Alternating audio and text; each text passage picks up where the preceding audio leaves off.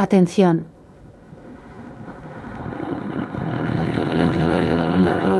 Intelectual registrada y una obra derivada creada por Audiolibros Prohibidos IA.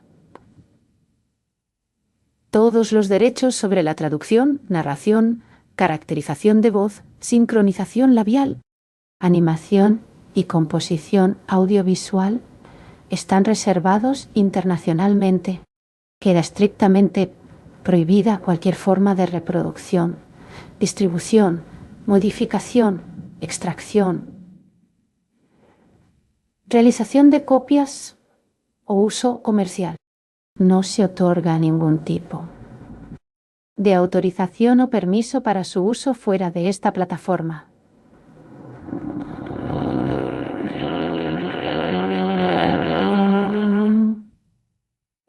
Las infracciones serán perseguidas legalmente hasta las últimas consecuencias.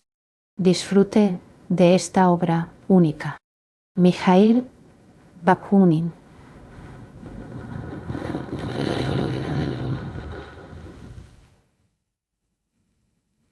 Mikhail Bakunin, Escritos de Filosofía Política, parte primero 1. Concepción del mundo naturaleza. Es la suma de las transformaciones efectivas de las cosas que existen que se producirán en su seno.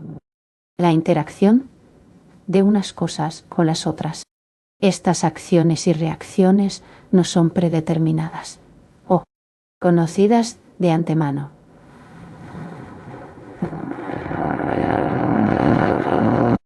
La naturaleza es necesidad racional. La naturaleza crea los mundos y también la sociedad humana. Ley natural. Todas las cosas están gobernadas por leyes inmanentes constitutivas de su naturaleza. La alminte. La ley natural es la ley real porque es inseparable de las cosas. Ley suprema. Es la suma de todas las leyes conocidas y desconocidas del universo. Dios no es regulador de los mundos, sino creación humana mental. Es diferente a la lógica, que rige la naturaleza, es decir, que no existe. Dios solo existe si se niegan las leyes naturales.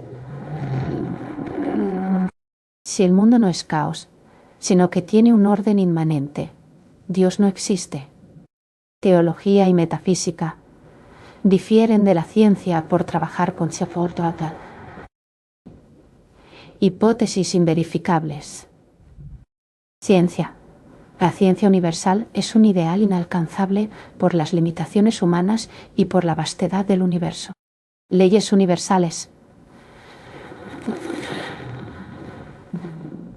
son las de la materia: equilibrio, gravitación, calor, luz.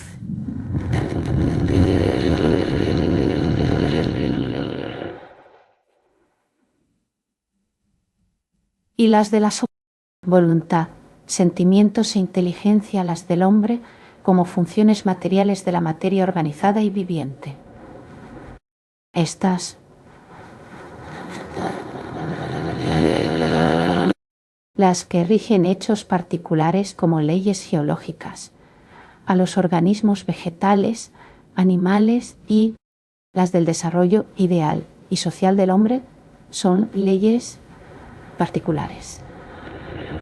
Abstracción y análisis. Sobre el hombre para el conocimiento necesario de la naturaleza. 2. Idealismo y materialismo.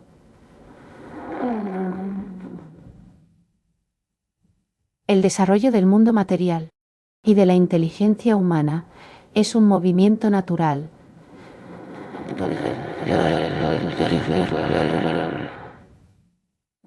de lo inferior a lo superior.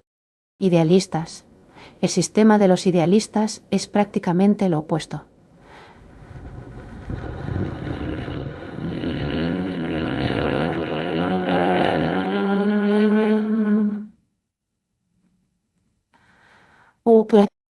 en partir el pensamiento humano de lo superior, diferenciándose de la ciencia y la lógica que parten de lo simple hasta llegar a lo más complicado. Metafísicos son idealistas. Comienzan con Dios, perfección, hasta llegar al ser imperfección, pero no explican cómo se produce el pasaje. La conexión Dios-hombre destruye a alguno de los dos miembros. Si Dios existe, entonces el hombre es un esclavo. Dios solo podría libertar al hombre dejando de existir. Idealismo religioso o filosófico es la bandera de la fuerza bruta y de la explotación material. Materialismo, bandera de la igualdad económica y de la justicia social. El materialismo teórico sostiene que todo desarrollo implica la negación de su punto de partida. El punto de partida es material animalidad. Luego, la negación debe ser ideal humanización.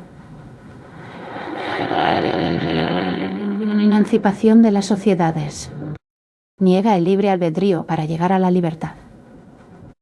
Niega el principio de autoridad por aparearlo a la bestialidad. Marxismo sostiene que toda la historia y la sola conexión, manifestaciones más ideales de la vida humana, individuales y colectivas, morales, religiosas, científicas, artísticas, etc., son el resultado inevitable de fenómenos económicos. Los hechos producen las ideas y no a la inversa. Dogmas del materialismo, 1 ateísmo, 2 posibilidad y necesidad de la realización de los bienes celestiales en la tierra. 3.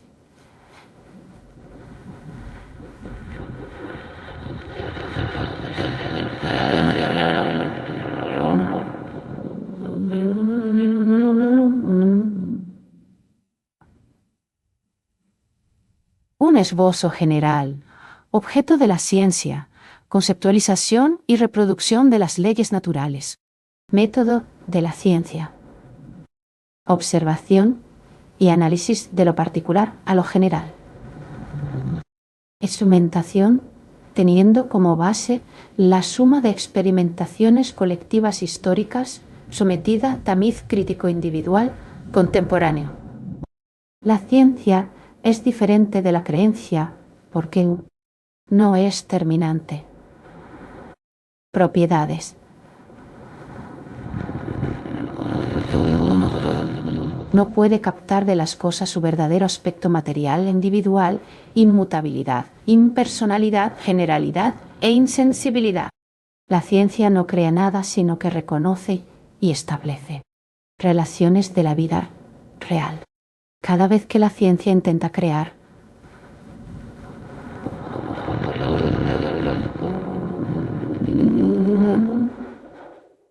algo, su resultado es pobre y ridículamente abstracto, exangüe y sin vida.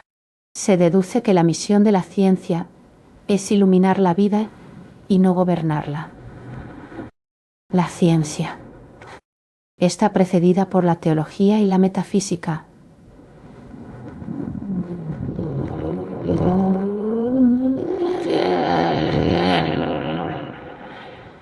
Y sus explicaciones e intenta superarlas, por eso rechaza la fe de los teólogos y sus sistemas de revelaciones, sus ideas sobre el universo, Dios y el alma, diferentes de la materia. Socialismo.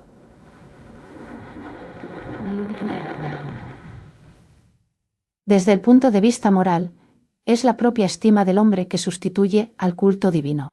Desde el punto de vista científico, es la proclamación de un principio que entró en la conciencia del hombre y permitió la subscripción, el investigaciones y el desarrollo de la ciencia positiva, tanto como el movimiento revolucionario del proletariado.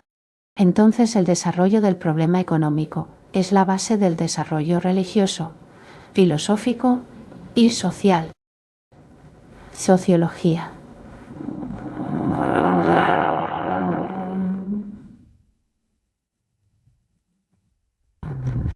leyes generales de las sociedades humanas. Es el último escalón y cima de la filosofía positiva, necesaria para lograr la libertad y prosperidad en el medio social usando las leyes naturales que gobiernan ese medio. También indica las causas generales del sufrimiento individual. 4. Ciencia y autoridad. Un cuerpo de científicos en el gobierno se olvidaría de la ciencia y se dedicaría a perpetuar su poder, idiotizando a las masas para dominarlas más fácilmente. No es posible. Un gobierno de la ciencia. Riesgos. Perpetuación en el poder. Utilización de los gobernados para experimentos científicos. Y también del cuerpo social. Instauración de una aristocracia de la sabiduría.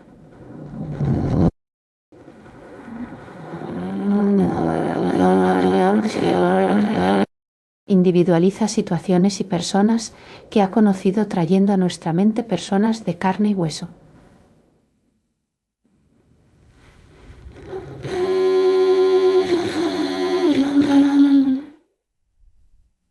Y la ciencia es la agrupación sistemática y metódica de la vida pasajera y real en el altar de la abstracción.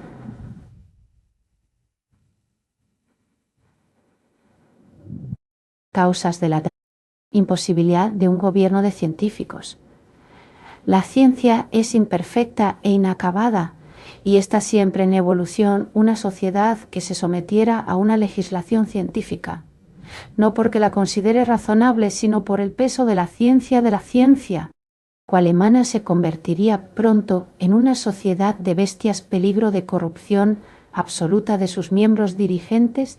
Ni a los científicos ni a ningún otro se debe otorgar el poder del gobierno.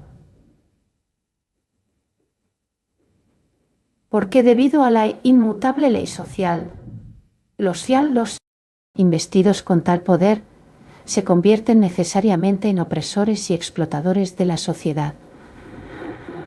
Para resolver el dilema de que la ciencia es necesidad racional, pero no debe intervenir en el ordenamiento real y práctico de la sociedad, es necesario difundir la ciencia para que sea propiedad de todos. 5. La ciencia moderna se ocupa de falsedades. Escuelas y universidades se han convertido en mercados de privilegio donde se venden falsedades. Teología, ciencia de la divina. Falsedad, jurisprudencia, ciencia de la falsedad humana, etc. Son ciencias aristocráticas y autoritarias.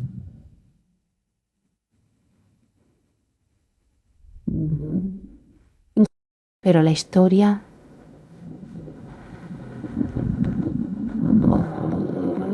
la economía, la filosofía y la política están igualmente falseadas por carecer de una base científica natural y estar basadas en la teología, la metafísica y la jurisprudencia. Ciencias exactas y naturales. Tienen base científica, conocimiento exacto, utilizan el análisis y el razonamiento democrático, son liberales y revolucionarias. La educación y la ciencia son privilegio de la burguesía y están a su servicio, lo mismo que el arte, la industria, el comercio y el crédito. Esto abre una brecha entre una minoría educada y la masa inculta sometida a la explotación. Esta minoría rica tiene acceso al conocimiento y el conocimiento, oportunidad de enriquecerse más. El pueblo, sin la ciencia, puede hacer revoluciones, pero no erigir sobre ellas la igualdad de los derechos, la justicia y la libertad. 6. El hombre, naturaleza animal y naturaleza humana. La ciencia universal ha reconocido dos mundos: el mundo espiritual y el material, el divino y el humano, concepto dualista.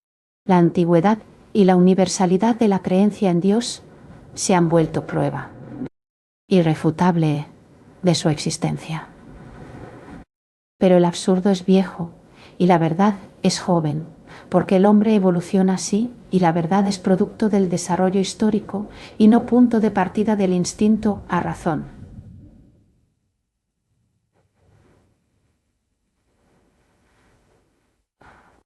El origen del hombre. El hombre primitivo se diferenció de los otros animales por el pensamiento y el impulso de rebelión. Estos factores son puramente propiedades de la materia animal organizada y del mecanismo material cerebral. Lo mismo que la inteligencia, la imaginación, la memoria, el sentimiento, la voluntad y la sensación. Esta materia orgánica procede a su vez de la materia inorgánica y constituye todo el universo. Este argumento refuta todo dualismo y se conforma como monismo. El trabajo es una necesidad. No escapa ninguna especie viviente a esto, pero el hombre satisface no solo necesidades animales, sino también sociales. Solo al liberarse de las necesidades animales, hambre, abrigo, peligros naturales, puede dedicarse a humanizarse, perfeccionarse y convertir su trabajo en progresivo. 7. El hombre, como conquistador de la naturaleza.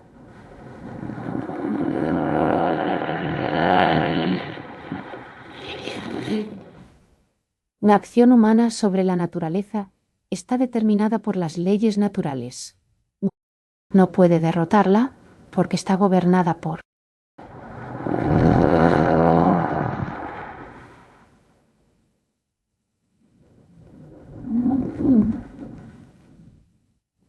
ella.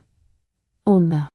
Cuando el hombre emprende actos aparentemente hostiles a la naturaleza, solo obedece a las leyes de esa misma naturaleza. Esta subordinación no es esclavitud, porque el hombre es parte de la naturaleza y no externo a ella. Pero sí hay una naturaleza de la que debe liberarse. La naturaleza externa no puede escaparse de ella, pero sí vencerla a través del conocimiento de las leyes que la rigen. El hombre debe aplicar el mismo método para la corrección de su propia naturaleza, debilidades.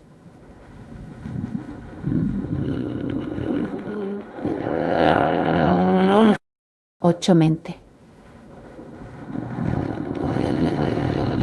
Voluntad es continuación de la vida animal, constituyéndose la inteligencia abstracción, memoria, palabra, formación de ideas, etc. En diferencia cuantitativa, pero no cualitativa, porque todo animal posee algo de inteligencia. La abstracción permite crear las ideas de universo y absoluto, base del análisis y de la ciencia experimental. El hombre debe autoconocerse para realizarse y lograr el fin supremo. Libertad. La naturaleza es la única posible dignidad y libertad para el hombre. No puede destruir sus leyes, pero sí debe elevarse sobre ella y crear. Todo bajo un impulso de la propia naturaleza. La voluntad. Debido a su inteligencia, debido a su hombre posee una voluntad libre porque se opone a la acción mecánica y al instinto.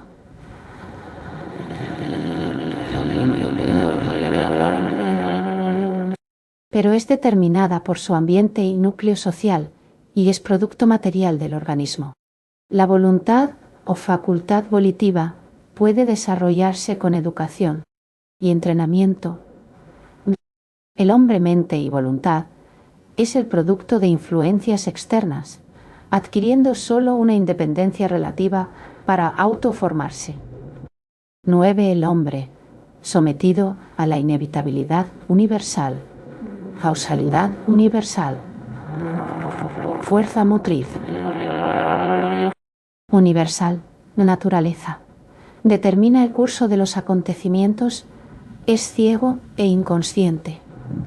Ley de gravitación o movimiento, ley principal, de la cual se derivan las demás leyes. Ley de nutrición. Formulada por Augusto Comte. Solo para seres vivos, consiste en 1. Absorción de nutrientes, 2. Exhalación de moléculas.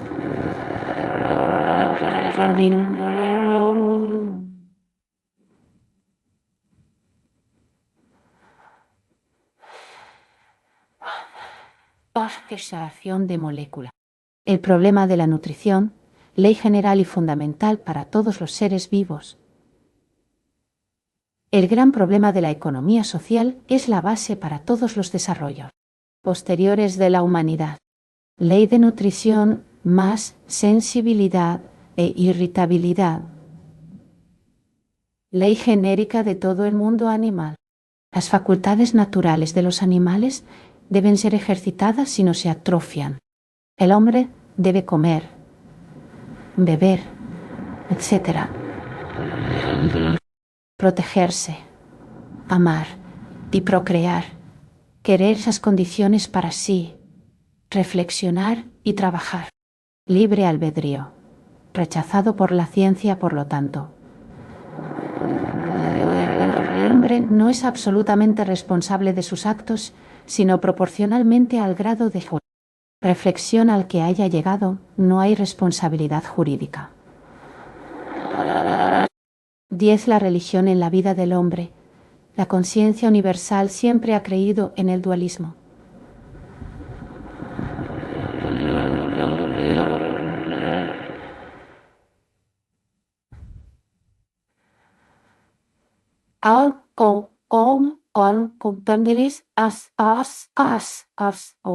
Las pruebas de este dualismo son la antigüedad y la universalidad. Pero la antigüedad solo demuestra que el hombre partió del absurdo y que dualismo es absurdo. La universalidad solo muestra la identidad de la naturaleza humana en el mundo entero. Origen de la religión.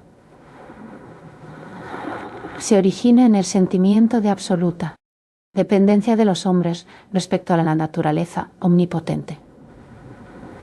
El temor es el comienzo de la religión, más fuerte en el hombre porque es más indefenso al nacer, porque su infancia dura más y porque su poder de reflexión lo separó en un estado primitivo de la comunión con los otros seres naturales. 2. Brujería. El brujo, una persona, encarna los valores divinos en todo momento. Luego, por ciertos lapsos de tiempo, solo cuando está poseído por el Dios. 3. Adoración de fenómenos naturales.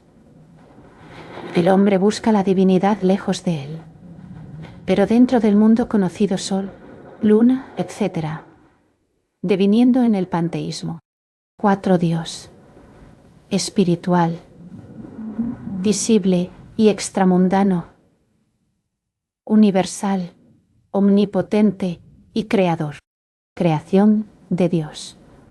Gracias al poder de abstracción del hombre, es que logra unificar la totalidad de objetos terrestres en una representación limando sus diferencias y manteniendo lo que tienen en común.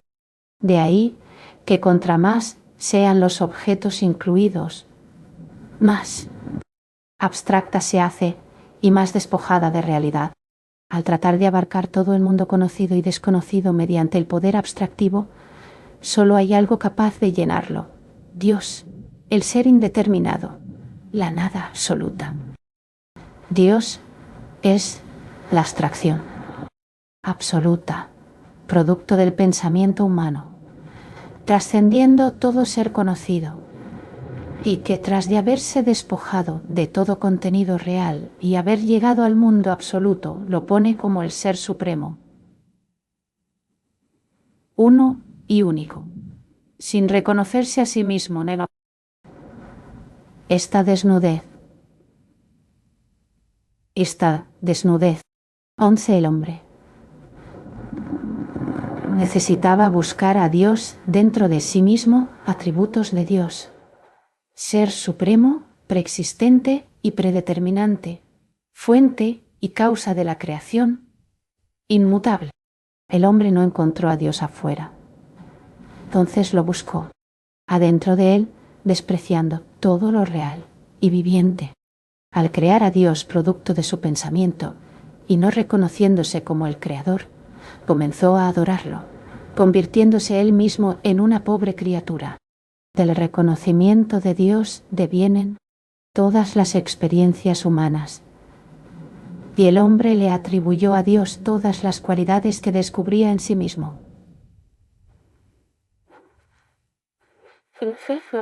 De ahí se deduce que Dios es un saqueador.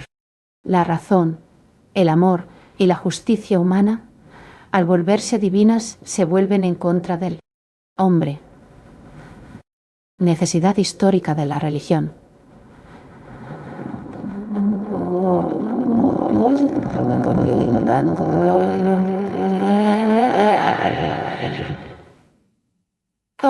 También es mal necesario para la mayoría ignorante de la humanidad. No en todo momento fue tan mala. Fue el primer paso de la bestialidad a la humanidad. Pero condena la esclavitud ante hombres fuertes y privilegiados por elección divina. La historia de las religiones es la historia del desarrollo de la inteligencia y conciencia colectivas de la humanidad. Cristianismo es la religión por excelencia.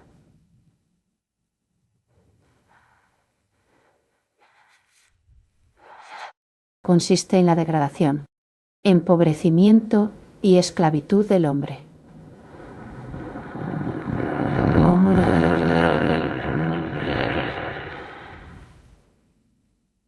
En beneficio de Dios, esclavos de Dios.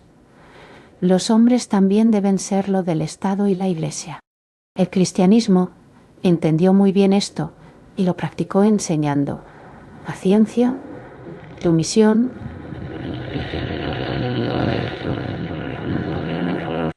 la religión combatida, porque destruye la razón humana y enseña divinas absurdeces, mata la energía laboral del hombre, afirmando que el trabajo es un castigo merecido, mientras que el ocio un privilegio divino, destruye el poder destructivo del pueblo, inculcando desdén por la vida terrenal en comparación con la beatitud celeste. Matan la idea de justicia, inclinando la balanza a los privilegiados divinos medios para combatirla. Ciencia racional y propaganda del luz. Socialismo. 12. Ética. Moralidad divina o burguesa, atributo de los dioses. Fundar los estados por medio de representantes, porque Dios posee los ideales de justicia y bien. Para los idealistas, la moralidad del individuo está en el individuo, aislado, pero solo puede encontrarse en los individuos asociados.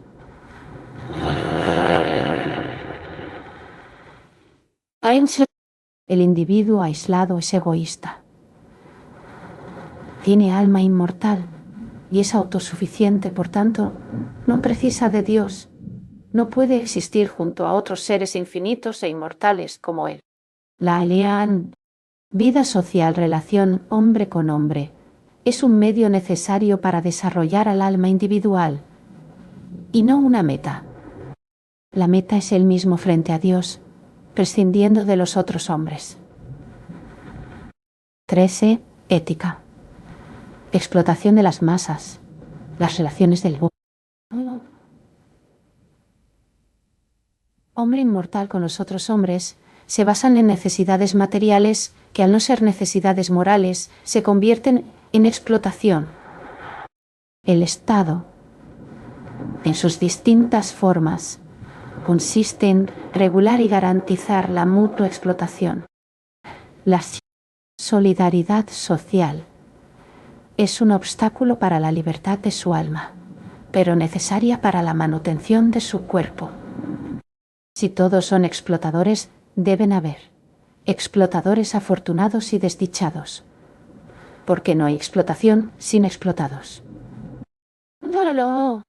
¿Qué significa? Que los anteriores tienen la sabiduría para gobernar, tienen el deber doloroso de sacrificarse por el bien común. La explotación y el gobierno son la misma cosa. La primera da los medios para llevar adelante el proceso de gobernar y es la base necesaria y camino de todo gobierno que a su vez garantiza y legaliza el poder de explotar. Este vínculo se revela en la ética de la sociedad burguesa, donde la moralidad del hombre está determinada por su capacidad para adquirir propiedad, preservarla y aumentarla. Las capacidades adquisitivas de propiedad se tomaron entonces como condiciones para dirigir una sociedad, también prueba de la virilidad, honestidad y respetabilidad de un individuo. Todos los estratos de la sociedad ansían esa posición y pasar de ser yunque a martillo, excepto el proletariado.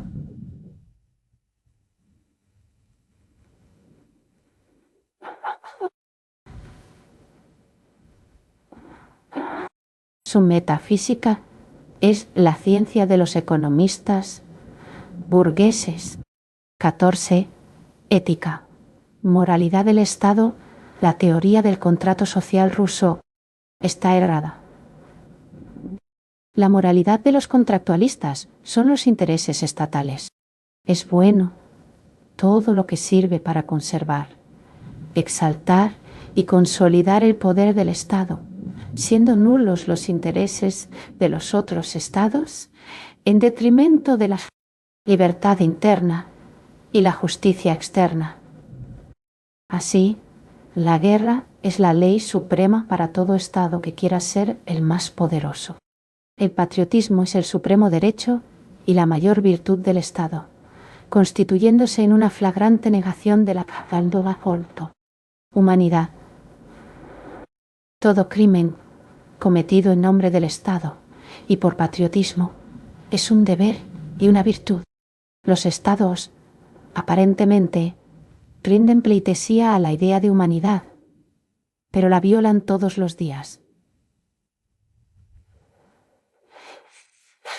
Se prohíbe al individuo lo que se autoriza al Estado Maquiavelo. Por tanto, el crimen es la condición esencial de la existencia del Estado, y él solo detenta su monopolio. Teología y política, ciencia de la Iglesia y teoría del Estado, respectivamente. Ambas coinciden en que es necesario sacrificar la libertad humana, porque todos los hombres son malos y abandonados a su libertad natural se destruirían. Debe haber una guía, un jefe, una autoridad para guiar al pueblo. Estado. Mal históricamente necesario como la religión, que puede ser vencida por medio de la rebelión ante la autoridad. 15. Ética.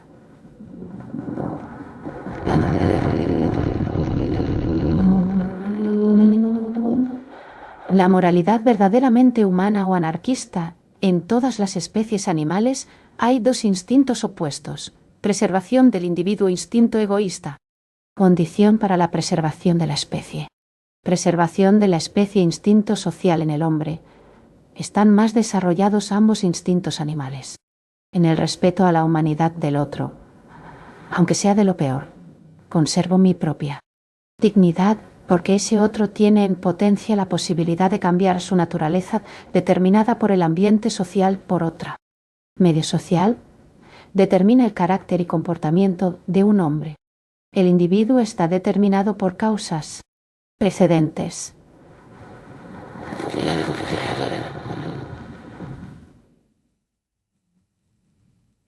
Predisposición orgánica, medio social. Su alma no es más que un producto de su predisposición orgánica para la formación de ideas, pensamientos y voluntad. Cualidades morales no son innatas, sino adquiridas. Vicios, virtudes, valentía, egoísmo,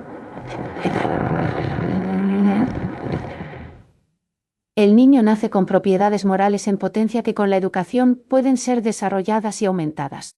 No pueden heredarse.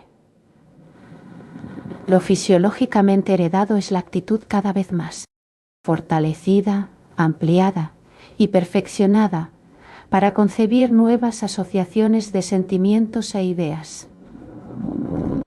Pero las ideas de Dios, patria y moralidad no son innatas, de la tradición social y la educación. 16. Ética. El hombre producto total del medio. El hombre es producto inevitable, involuntario e irresponsable del medio donde creció. Las diferencias naturales existen.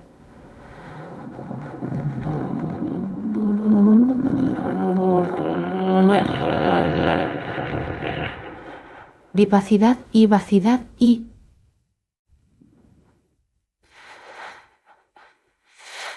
capacidades naturales. Lo que no es heredable o innato son los vicios y las cualidades morales. Exceso de bien puede producir mal cuando es impuesto como ley, despótica y absoluta, como negación de la libertad y no como producto de las Kristdemokraten, autonomía de un individuo.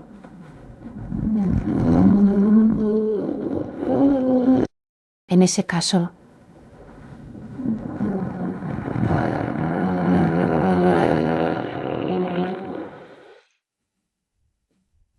ilegítima porque ese bien atenta contra la libertad que no es otra cosa que bien. Libre albedrío. No hay libre albedrío dentro del fatalismo natural, orgánico y fisiológico. Y el fatalismo del medio social. El socialismo afirma que los vicios y las virtudes humanas son producto de la combinación de la naturaleza y la sociedad. La moralidad individual se logra por medio de la moralización de la sociedad y esta última por medio de la revolución. Moralidad es el respeto por la libertad de otro.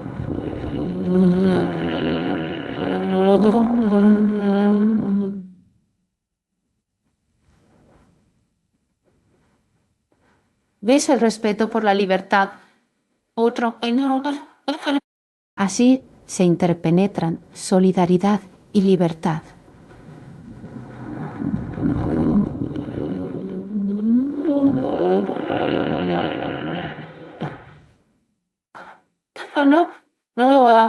O no excluyéndose una con otra. Moralidad, divina moralidad humana, respeto a la autoridad, desprecio por la autoridad, desprecio a la humanidad, respeto por libertad y humanidad trabajo. Es degradación trabajo, es condición para la felicidad y la dignidad, reconoce derecho de privilegiados, reconoce derecho de los que trabajan. 17. La sociedad y el individuo. La sociedad precede y sobrevive a todo individuo. No cabe una rebelión contra la sociedad, que es naturaleza y no es ni buena ni mala. La sociedad y el individuo interactúan entre sí, siendo la acción del individuo sobre la sociedad una acción de la sociedad sobre ella misma.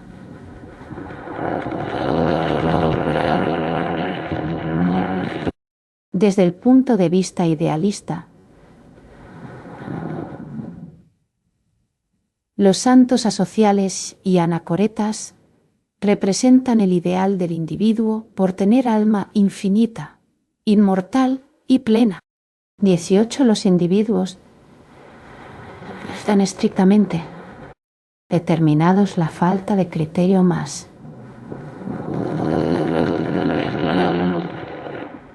La rutina sumado a la falta de rebelión y la falta de iniciativa resultan en la lentitud del desarrollo histórico de la humanidad. El hombre solo realiza su libertad individual en la sociedad.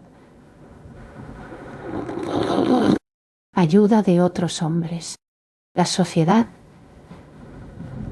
está gobernada por las leyes sociales, costumbres y tradiciones, no por las leyes jurídicas. La sociedad, como precursora del hombre, es contraria a las teorías contractualistas e idealistas. El individuo, producto de la sociedad, mientras está sujeto a sus leyes naturales, puede rebelarse contra ellas. Cuando se ve influido por sentimientos provenientes del exterior, y especialmente de una sociedad extraña, pero no puede abandonar su ciudad extraña. Sociedad concreta, sin situarse en otra esfera de solidaridad, sociedad y someterse a nuevas influencias. 19. Filosofía de la historia.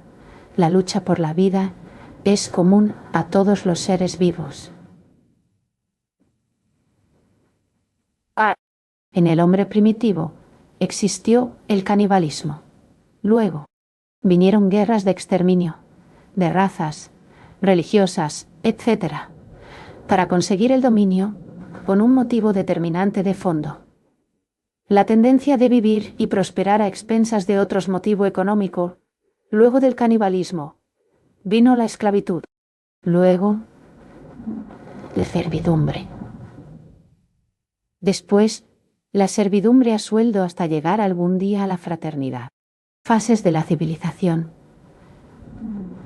El hombre subsistía gracias a la caza y a la pesca, luego usó una piedra o palo como arma, hasta perfeccionar sus herramientas para la caza y pesca, luego sometió y crió bestias para aprovisionarse ganadería.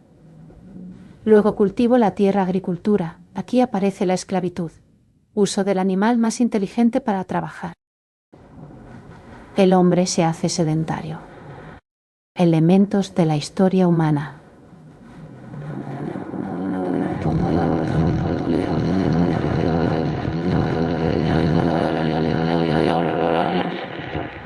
Son condiciones básicas del desarrollo humano. 1. Animalidad humana, economía social y privada. 2. Pensamiento, ciencia. 3. Rebelión y libertad. Todo desarrollo implica negación del punto de partida. Para los materialistas, el punto de partida es material y la negación debe ser ideal, humanización, emancipación de la sociedad. Para los idealistas, la base y el punto de partida. La negación es la materialización de la sociedad, despotismo y explotación bajo la forma de la Iglesia y el Estado. El materialismo rechaza el principio de autoridad porque lo considera un corolario de la animalidad y porque la emancipación de la sociedad solo se logrará mediante la libertad. Curso irregular del progreso humano. En ciertas épocas hay vigor, fuerza, que congrega las mentes más diversas, épocas que generalmente preceden a grandes acontecimientos históricos. En otras épocas oscuras, descorazonadoras, todo respira. Decadencia, épocas que siguen siempre a las grandes catástrofes históricas. Crítica de la sociedad existente.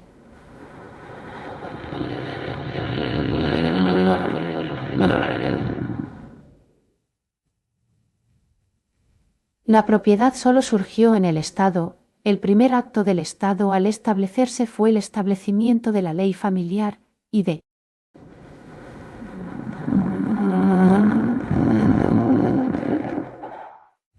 la propiedad. Dino que perseo. La propiedad. La propiedad no antecede al Estado como afirman juristas y economistas. Su metafísica es la ciencia de los economistas burgueses, que afirman que el trabajo llevó a la propiedad, pero en realidad solo el trabajo no productivo desemboca en la propiedad. ¿Qué es el trabajo explotador? El trabajo productivo no conduce a la propiedad. Y como la propiedad es moralidad, según los burgueses, La moralidad consiste en explotar el trabajo de otros. Ninguna ley jurídica puede evitar esa dominación.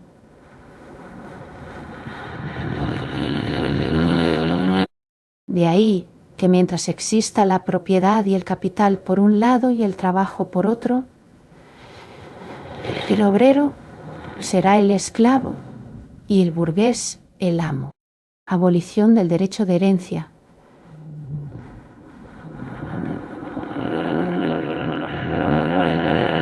El derecho de herencia es lo que separa la propiedad del trabajo productivo, generando desigualdad y privilegios.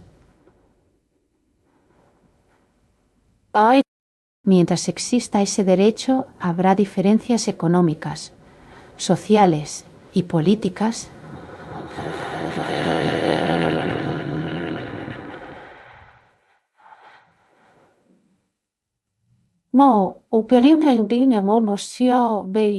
Por lo tanto, lo que se quiere es la abolición del derecho de herencia, base de la familia jurídica y el Estado porque asegura a los herederos la posibilidad de vivir sin trabajar. El capital y la tierra deben convertirse en propiedad colectiva y dejar de ser transmisible por ley. 2. El régimen económico actual, tendencia del capitalismo. La producción capitalista y la especulación bancaria deben ampliarse a expensas de las empresas productivas y especulativas menores, convirtiéndose así en unos pocos monopolios universales, con poder sobre toda la tierra, conduciendo a una creciente concentración de la riqueza. La explotación económica excluye la igualdad económica. Los obreros están obligados a vender su trabajo forzados por el hambre. No consiste en una transacción libre porque la oferta de trabajo excede a la demanda y desemboca en la caída de los salarios. En caso de ser igual, la oferta y la demanda, el asalariado va a estar siempre urgido por el hambre y la miseria, mientras que el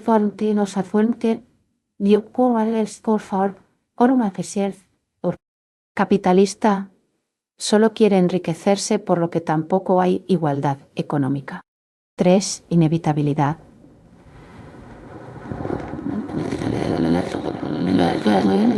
Ciudadanos esclavos. Existe de hecho, aunque se lo niegue, y no exista límites precisos entre ellos, o haya muchos estratos intermedios. Pero hay dos categorías precisas.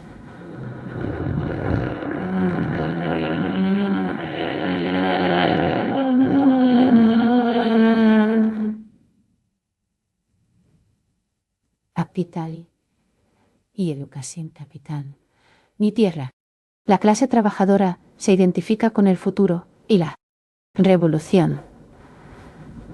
La privilegiada con la historia y la reacción. La libertad de industria y comercio, como libertad en sí, es buena, pero no mientras polarice en privilegios y se base en el trabajo forzado por el hambre de las mayorías. Trabajo. Clases privilegiadas, trabajo, clases trabajadoras, remunerado muy altamente, muy mal pago. Crea ocio, condición imprescindible para el no crea ocio, desarrollo intelectual y moral. Trabajo de tipo nervioso, imaginación. Memoria, trabajo muscular. Consecuencia. Desarrollo, etc. De unas partes más que otras.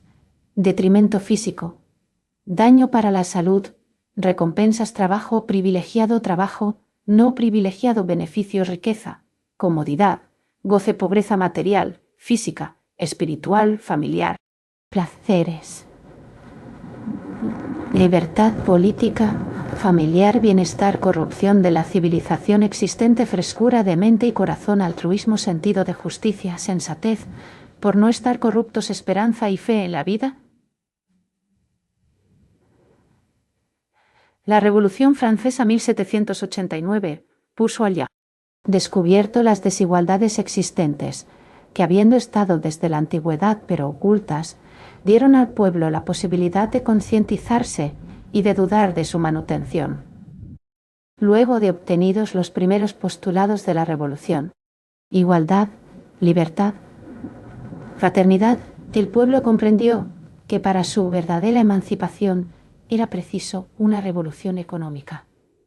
Pues el pan es lo primero que debe tener el hombre. Luego debe alcanzar el ocio como condición para el pleno desarrollo. Esto explica por qué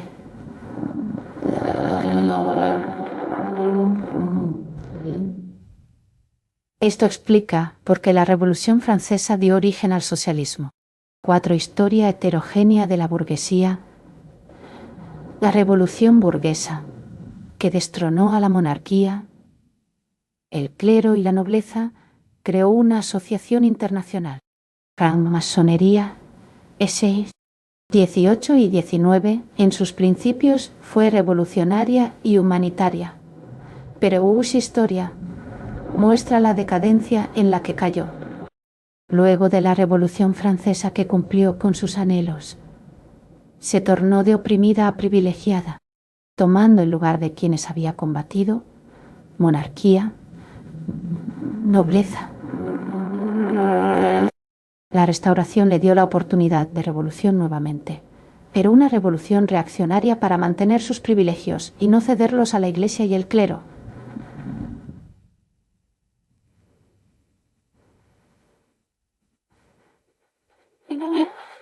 La revolución burguesa, que obtuvo por primera vez el poder, creía que acarrearía el derecho y el poder para todo el pueblo trabajador, pero tan pronto como alcanzó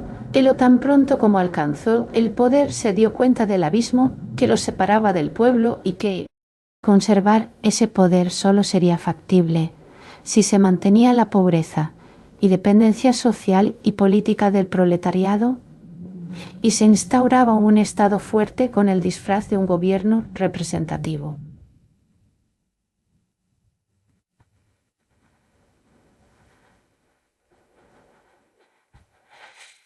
Esta burguesía se dividió en alta y pequeña.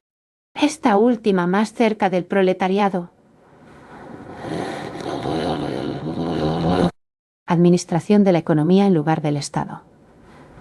Si las masas llegaran a ser tan prósperas y cultas como la burguesía, no sería necesario un gobierno político, sino que se reduciría a un aparato de administración de la economía. La burguesía actualmente ha perdido toda fuerza y se ha vulgarizado, deseando aún la libertad para ella sola, y la paz bajo la forma de paz armada, que instaura reformas en lo político y lo económico, pero mantiene la propiedad privada, los intereses del capital y las rentas de la tierra, de forma que el proletariado nunca llegue a emanciparse realmente. 5. La larga esclavitud del proletariado en países muy industrializados, donde las crisis económicas se hicieron recurrentes.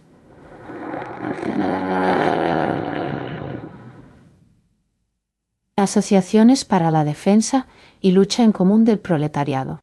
El obrero urbano y fabril carece de intereses locales o nacionales por carecer de propiedad. Sus intereses, el trabajo y el salario, son internacionales por la misma difusión internacional del capital. Aristocracia del trabajo. La conforman un grupo de obreros más cultos y desarrollados de entre todos los obreros. Se dividen en dos categorías.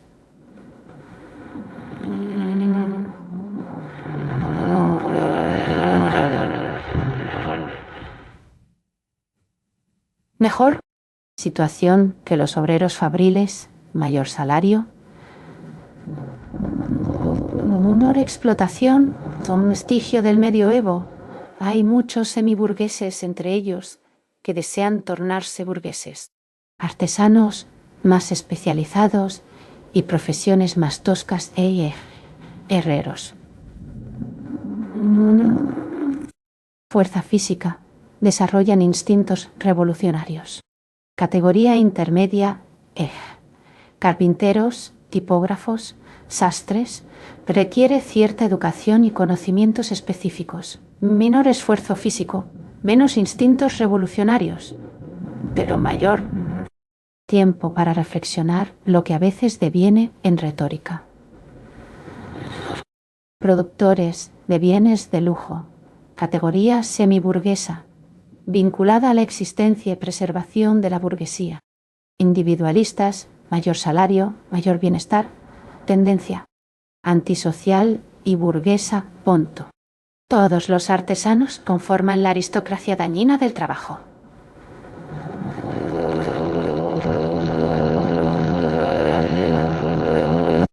Dos, detractores de la clase burguesa.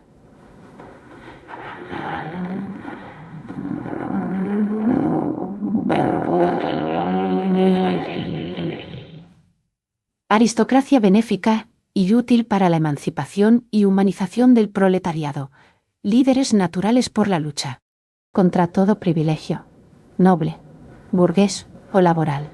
Reúnen pensamiento científico con instinto popular. No reclaman privilegio y los mueve la solidaridad. Proletariado. Única clase que conserva sentimientos humanos e instinto creador y que es imparable a la hora de derribar desigualdades y trabas económicas.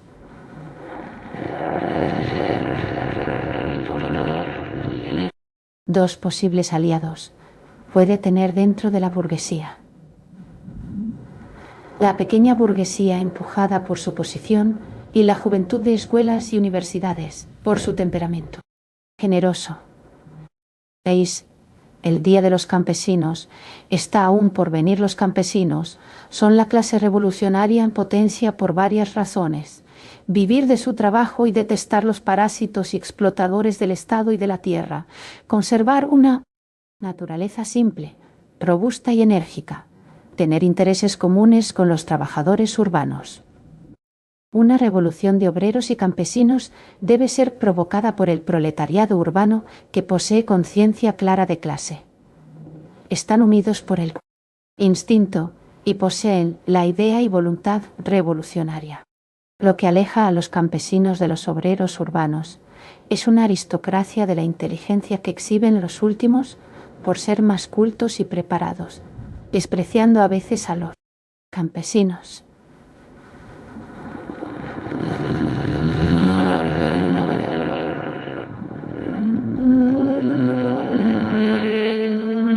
Siete.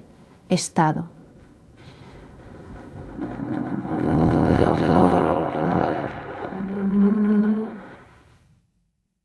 El Estado es el hermano menor de la Iglesia. El Estado es la expresión de todos los sacrificios individuales y representa los intereses de la burguesía, la única clase explotadora. Iglesia y Estado se identifican. Los dos se basan sobre el sacrificio de la vida y los derechos naturales y parten del mismo principio. La maldad natural del hombre que puede ser vencido por la gracia divina y la muerte del muerte, hombre natural en Dios, para la Iglesia.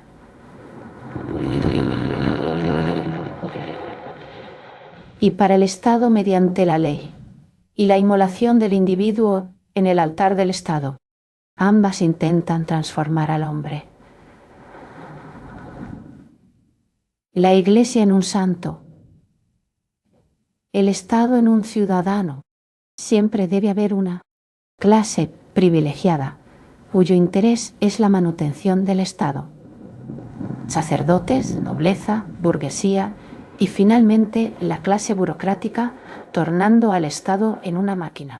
Teorías liberales y absolutistas del Estado.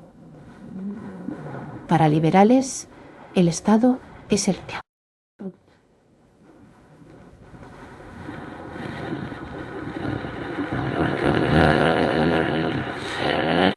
según los absolutistas, es una creación divina. En los dos casos, el Estado domina y absorbe a la sociedad. Sufragio universal no es garantía de libertad. puesto que puede existir un Estado republicano y que sumamente despótico. 8. Análisis del Estado moderno.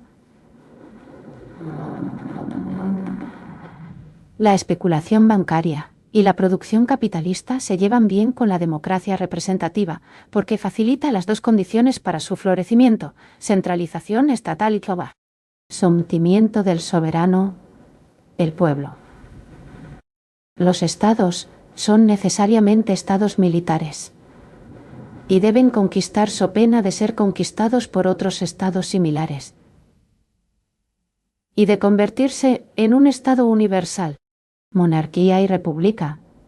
En las monarquía, el aparato burocrático exprime al pueblo en nombre del monarca, y las clases privilegiadas y el monarca se privilegian.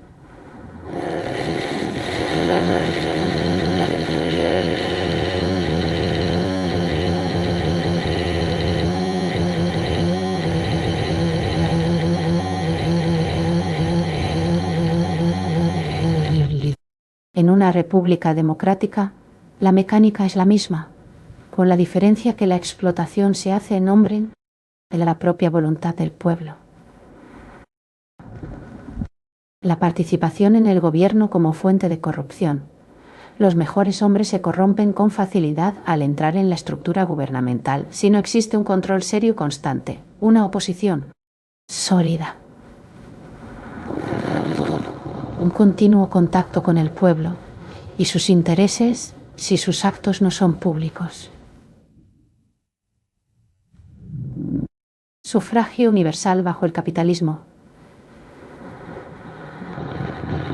Mientras se ejerza en una sociedad donde el pueblo esté económicamente sujeto a una minoría que controla la propiedad privada y el capital, por libre e independiente que sea el pueblo en cuanto a derechos políticos, o parezca serlo, los resultados de esas elecciones solo son ilusorios y antidemocráticos y serán opuestos a los intereses y necesidades del pueblo. La ineficacia del sufragio universal en una sociedad fragmentada en dos es que las clases privilegiadas poseen riqueza, ocio, educación y un objetivo preciso: dominio político y económico, mientras que el pueblo carece del ocio y los medios materiales para hacer efectivas sus libertades políticas. Justamente,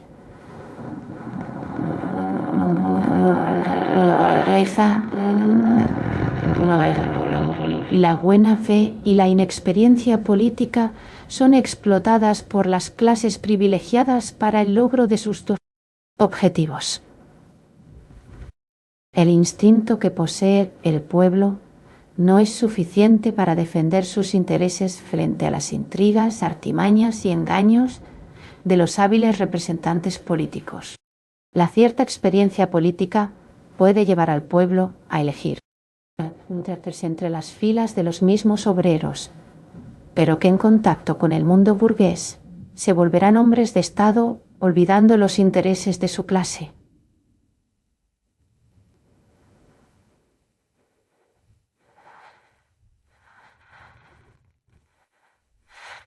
En síntesis, el ejercicio consciente de las libertades políticas solo es posible previa liquidación social.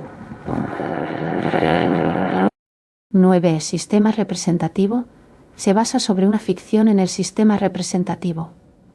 Aún con el mejorado con el referéndum, no existe expresión de la voluntad popular, ni del control popular por la falta de educación y ocio, y también la indiferencia del pueblo hacia los asuntos tratados por la falta de interés que despiertan.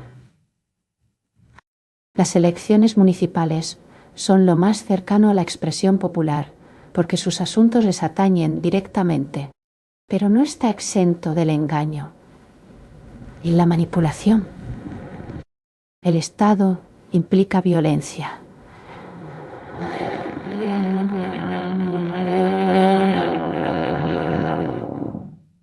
Y justicia erigidas en sistema y transformadas en fundamento de la sociedad. La única moralidad del Estado es su autopreservación y poder, omnímodo, interés ante el cual la humanidad debe arrodillarse. El Estado es la negación de la humanidad en dos sentidos. Niega la justicia y la libertad humanas y representa una brecha violenta en la solidaridad universal. El Estado mundial intentado siempre ha fracasado, por lo que siempre existirán varios estados, los cuales tienen la meta de autopreservarse en detrimento de los otros. Se deduce que su existencia implica una guerra perpetua, la negación violenta de la humanidad para el logro de la libertad, justicia y paz. Se debe tender a la destrucción de los estados y el establecimiento de una federación universal de asociaciones libres de los países de todo el mundo. 10. La parte del Shoam. Patriotismo. En la lucha del hombre, nunca el patriotismo ha sido una pasión o virtud popular. Componentes del patriotismo: 1. Natural, 2. Económico, 3. Político, 4. Religioso o fanático. El primer elemento es la base de todo egoísmo instintivo. Es una pasión animal que se opone a cualquier tipo de política. Limita el desarrollo económico, científico y humano de la sociedad. El patriotismo natural es un hecho bestial, encontrado en todas las especies vivas. En este sentido, es una guerra de destrucción para la propia supervivencia de los más fuertes e inteligentes. El hombre le da a esta lucha el nombre de patriotismo. Impulsos básicos del mundo animal. Para satisfacer la alimentación.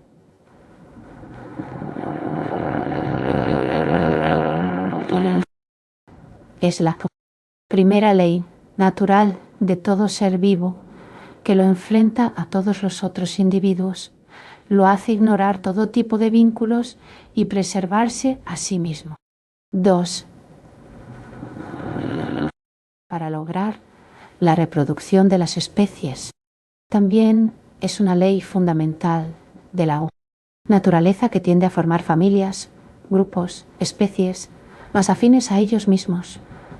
Es el único instinto de solidaridad que une al mundo animal y que acaba donde termina la semejanza de individuos.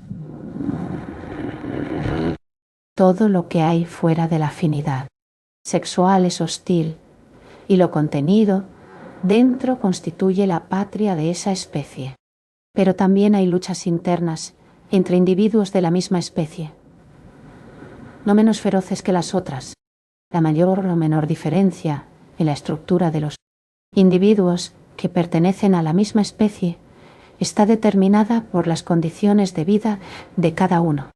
El desarrollo de una civilización está en proporción inversa al grado de patriotismo natural que manifiesta. Esto es, cuanto menos esté desarrollada una civilización, más fuertes serán los vínculos instintivos en torno de costumbres materiales, intelectuales y morales tradicionales, y mayor será su hostilidad hacia toda forma ajena a esos vínculos.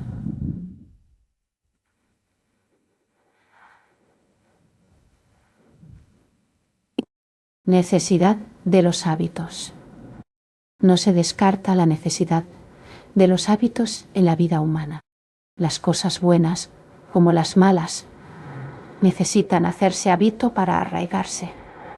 Pero los hábitos deben ser dirigidos, corregidos.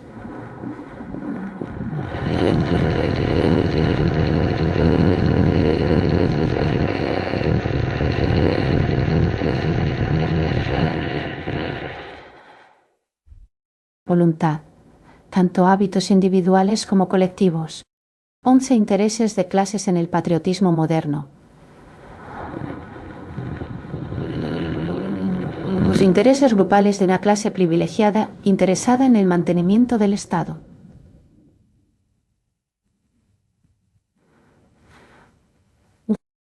Un patriota sería el que ama a su patria y odia todo lo extranjero.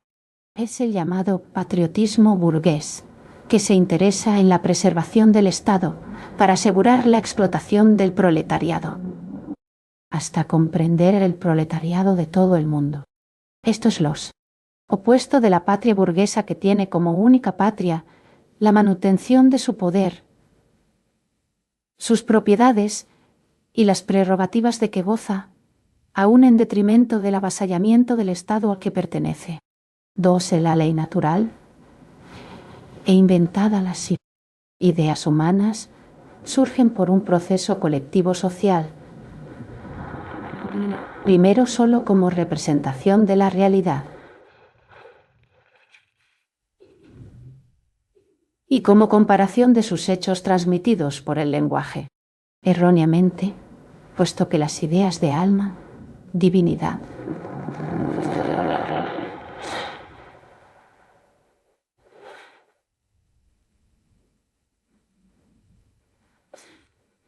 son externas al yo, individuo. También así, las ideas de familia, Estado, propiedad, deberes, justicia, etc. Autoridad y ley natural. Autoridad es el poder inevitable de la ley natural que se manifiesta en la secuencia necesaria de fenómenos, en el fesaria de fenómenos en el mundo físico y social. No es posible rebelarse contra esa autoridad, porque forma parte de nuestro ser.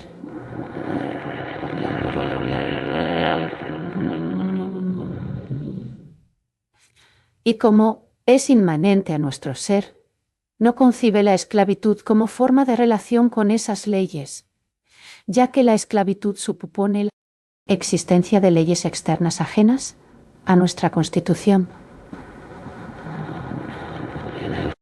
Un gran número de estas leyes naturales son desconocidas por el pueblo debido a la vigilancia de los gobiernos y también porque la mayor parte no han sido reconocidas y establecidas por la ciencia.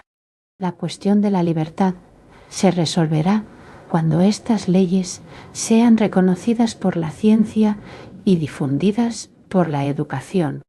Luego, no habrá necesidad de organizaciones políticas, administrativas ni legislación.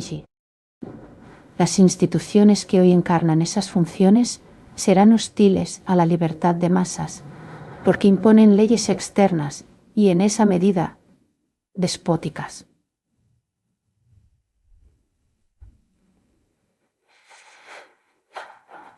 Se reconoce toda autoridad natural y toda influencia fáctica, pero ninguna autoridad de derecho, aunque emane del sufragio universal, ya que impuesta oficialmente se torna opresiva y falsa, y trae la esclavitud.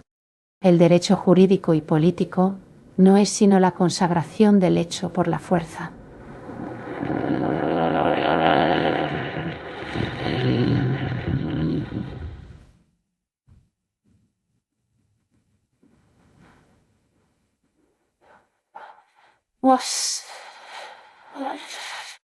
La aristocracia basa su derecho en la fuerza consagrada por la voluntad divina. La burguesía solo en el dinero. Junto con la abolición del Estado, debe desaparecer el derecho jurídico y la organización social vertical.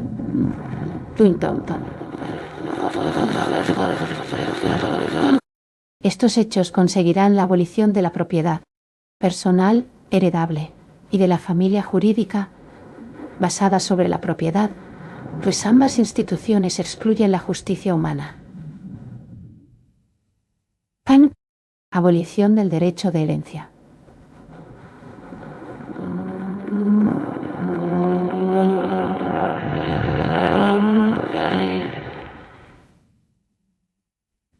Principio debe considerarse desde dos puntos de vista, el de la conveniencia y el de la justicia.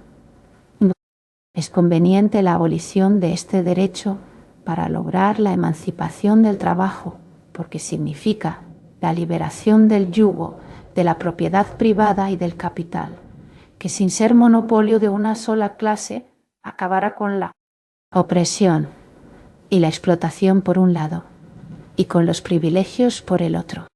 Es justo por cuanto iguala los privilegios económicos, políticos y sociales retenidos por la clase privilegiada, y también por cuanto es realizada en interés de todos, la humanidad en su conjunto. Aplicación práctica. Hay dos modos: mediante para formas sucesivas o mediante una revolución social. El primero es más difícil de aplicar porque presupone un arreglo entre burguesía y pueblo. El primero, impulsado por la inminente revolución social, de llevar a cabo las reformas necesarias para abolir el derecho de herencia en 20 o 30 años, transformar a la propiedad y el trabajo en colectivos y brindar una educación integral para todos. El método de revolución es más corto y simple. En un solo día, el Estado, el derecho jurídico y el derecho de herencia serán abolidos. El derecho de herencia solo seguirá en cuanto los efectos heredados no tengan un gran valor económico, posean un valor sentimental. La herencia real es la que asegura a los herederos, totalmente o en parte, la posibilidad de vivir sin trabajar, apropiándose del trabajo colectivo en forma de rentas de la tierra o interés sobre el capital. La tierra, el capital.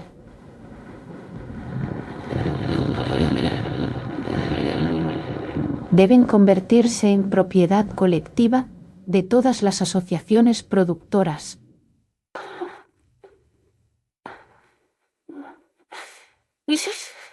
Muchas personas sostienen que al abolir el derecho de herencia se quitará el principal estímulo que el hombre tiene para trabajar. Pero quienes así lo afirman consideran el trabajo como un castigo o mal necesario, mientras que todo lo contrario para la raza humana constituye una necesidad vital para el hombre sano. Si el trabajo es maldito, actualmente es porque es embrutecedor, forzado y mucho. No permite el ocio. La mayoría no trabaja según sus aptitudes naturales. Socialmente vivir sin trabajar es un privilegio y trabajar es una carga. 13. Poder y autoridad.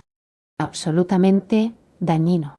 El germen del poder, presente en todos los hombres, se desarrolla en algunos debido a las condiciones sociales propicias que encuentra. Estas son: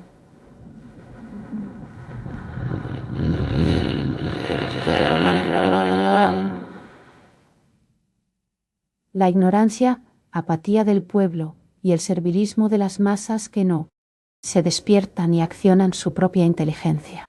Así, se puede concluir que la sociedad misma crea sus explotadores y opresores que llenan el vacío que dejan los otros.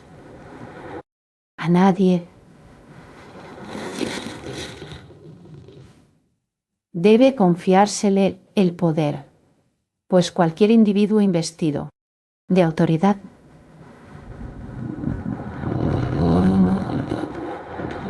debe, por la fuerza de una ley social inmutable, convertirse en opresor y explotador de la sociedad. Dictadura de los científicos.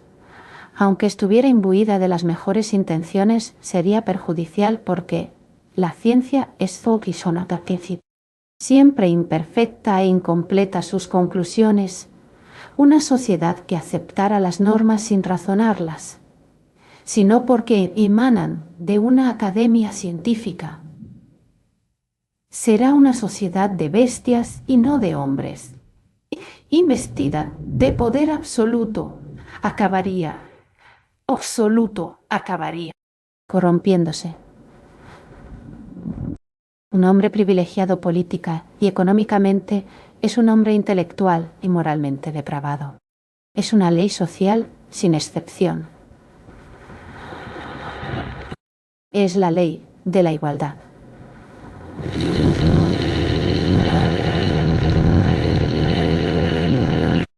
Agotados los argumentos de la autoridad divina y de la razón, doctrinaria para el ejercicio de la autoridad y el poder, se recurre a una organización estatal basada en la burocracia, la policía y un ejército permanente.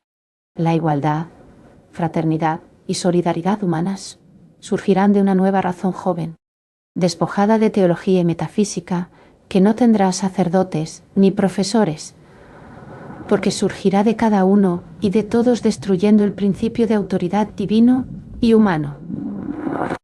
Solo se reconocerá la autoridad de aquel que tenga los conocimientos específicos para cada tema, pero sin prescindir del tamiz crítico en cada ocasión de cada uno. El zapatero tiene autoridad para arreglar zapatos, etc.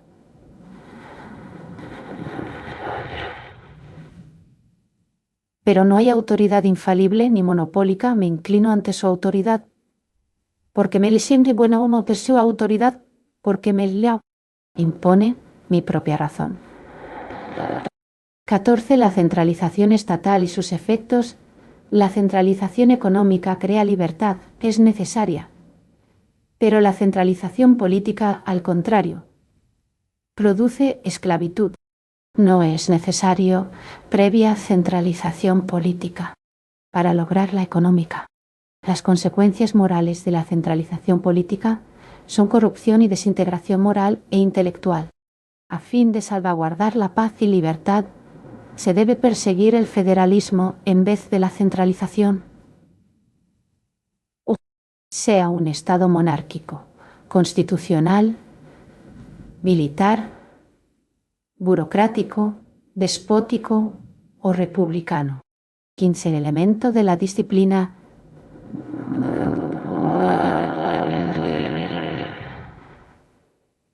La disciplina es buena cuando en su lugar, pero funesta cuando se aplica a personas que no la merecen y se torna en un despotismo.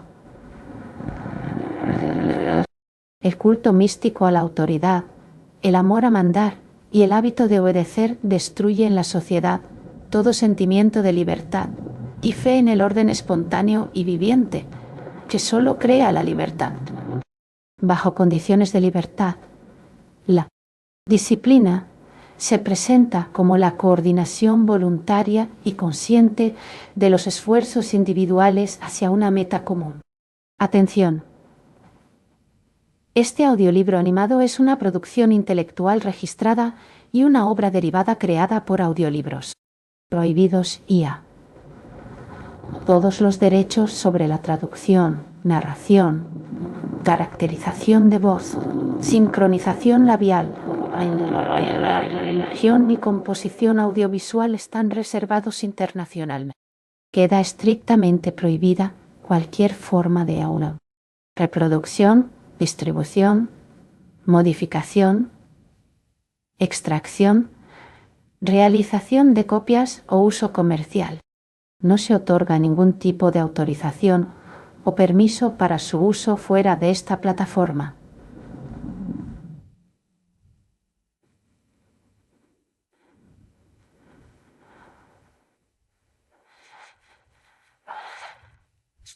Las infracciones serán perseguidas legalmente hasta las últimas consecuencias.